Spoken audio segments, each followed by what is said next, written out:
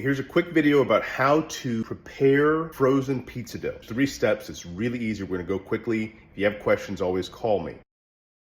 So really, to get started, you'll just need flour. You'll need a cookie sheet or a baking stone. If you have a baking stone, great, but a cookie sheet works just as well.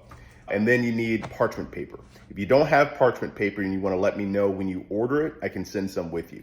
Again, flour, cookie sheet or a pizza stone, and parchment paper. First step is get that thing thawed. Dough will come to you frozen in a lump. Normally I will just put in a pan or on a counter and let it come to temperature.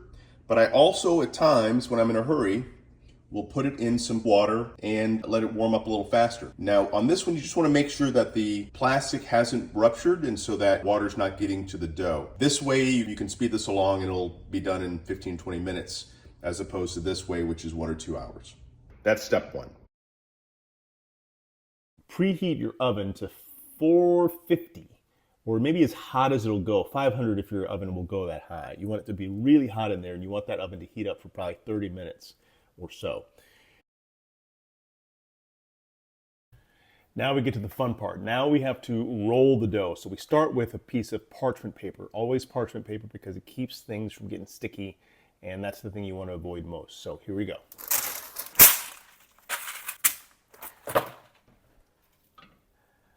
Got my dough, and now I'm going to open this up. Just cut the little circle parts that I have brought together. When you get to this step, very important that you have flour ready to go. What I usually do is I put flour in a container and then I dip this into the flour repeatedly. This is a container of flour. I like to use something called semolina flour, which is a little grittier, which actually to me makes it a nicer crust, but any flour will do.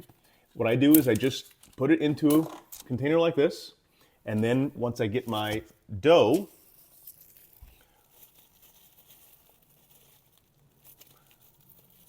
take it out and just drop it straight in, just like that. Now, this is what separates the amateurs from the true Italian experts like me. So when I was growing up in Italy, we made dough like this all the time. And I didn't grow up in Italy, but once you get the hang of this, you can tell people that you did and they may actually believe you. So once the dough is in, now what we do is bathe it. So I'm gonna flip it all the way over, flip it again, back into the flour, flip it again. Now from here, I just start to push on it, right in the middle, never on the edges, all in the middle, pushing harder and harder in the middle, trying to make a little edge, a ridge. See the ridge that's starting to form around the outside of this as I push in? That's what we're trying to do here. I'm going to flip it again. Do the same thing, all in the middle, making a ridge of fatter dough on the outside. Make sure this is really clear. You see that ridge that's starting to form around the outside? That you're trying to preserve that as much as you can because that becomes the part that rises, that makes the dough really fluffy and crispy on the outside and on the edge around the outside. That's the part that's really key. So now I've done that a couple times. Now I lift it and I just, preserving that little 1 inch or so edge around the outside, I just roll around the outside of the dough, letting gravity take the dough.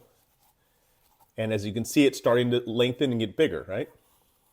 Once it gets a little bit bigger and starts to get narrower and thinner, then I just put it over my knuckles like that. Just like Grandma Mia did in Italy when I grew up. So we put our hands around there and we just gently stretch it with our knuckles. You can see my knuckles through the dough. And we just don't want to tear it. And if we do tear it, you just patch it up, no problem. But as you can see, it's now pretty wide, pretty long. And now I'm just going to throw that onto my parchment paper. There we go. Right? Now again, even here, I'll go around the edge and make sure that I'm preserving that outside because that part is going to get fluffy and brown and crisp. All right? And then from this point on, all you do is put on your toppings, whatever you want. We usually use pasta sauce or basil, pesto, any number of things you just put on here, and you know how to Do it from there. You put the cheese on, your meat, whatever you want to do, vegetables, and then throw it in the oven on your pizza stone or your cookie sheet. Let me show you that real quick. So pizza stone like this will be in the oven while it's heating because you want that stone to be really hot.